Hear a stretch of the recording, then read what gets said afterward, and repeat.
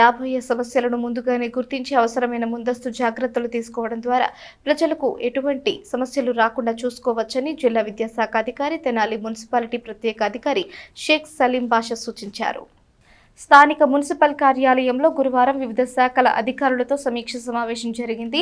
Municipality ప్రత్యేక అధికారిగా వ్యవహరిస్తున్న జిల్లా విద్యాశాఖ అధికారి షేక్ సలీం బాషా పట్టణానికి సంబంధించిన వివిధ ప్రభుత్వ విభాగాలతో విద్యుత్, ఐసీడీఎస్, పాఠశాల విద్యా, సాంఘిక సంక్షేమం, హౌసింగ్ శాఖల అధికారులతో సమీక్షించారు.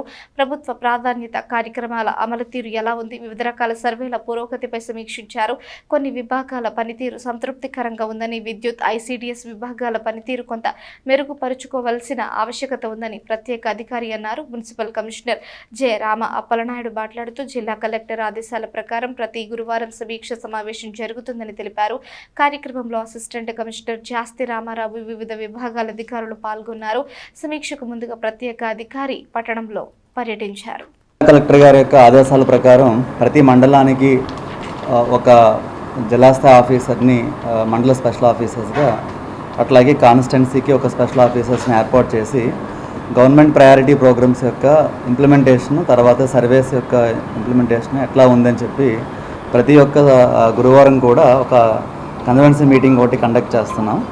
అర్బన్లో ఉండేటువంటి ఆల్ డిపార్ట్మెంట్స్తో పాటుగా electricity, ICDS and social welfare department and school education, housing, ఈ 5 డిపార్ట్మెంట్స్తో కూడా ప్రతి ఒక్క గురువారం మనం ఒక మీటింగ్ కండక్ట్ చేస్తాం. మనకి అర్బన్కి డిస్ట్రిక్ట్ ఎడ్యుకేషన్ ఆఫీసర్ డిఈఓ గారు మనకి స్పెషల్ ఆఫీసర్గా ఉన్నారు. ఆయన ఆధ్వర్యంలో పోయిన వారం కూడా ఈ యొక్క అన్నా క్యాంటీన్స్ విజిట్స్ కానీ అలాగే సచివాలయ విజిట్స్ కూడా చూడడం జరిగింది. ఈరోజు ఈ పాజిటివ్ పబ్లిక్ పర్సెప్షన్లో ఉన్నటువంటి హౌసింగ్ కానీ and CPDCL and other ICDS వాళ్ళతో ఒక మీటింగ్ కండక్ట్ చేసి లాస్ట్ టైంకి ఇప్పటికీ ఉన్నటువంటి ప్రోగ్రెస్ పైన అడగడం జరిగింది.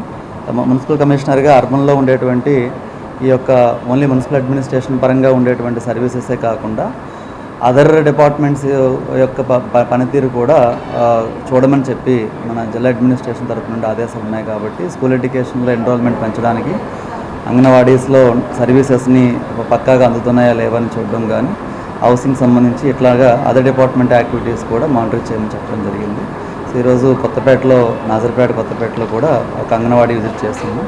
అట్లాగే మన అర్బన్ స్పెషల్ ఆఫీసర్ గారు మనకి ప్రతి ఇచ్చిన డైరెక్షన్స్ అనుగుణంగా అంగన్వాడీస్ కానీ అట్లాగే అన్నా క్యాంటీన్స్లో చేయాల్సిన చిన్న మార్పులన్నింటినీ కూడా చేస్తూ మున్సిపాలిటీ పరిధిలో ఉన్నటువంటి అధికారులందరితో కూడాను రివ్యూ చేయడం జరిగింది.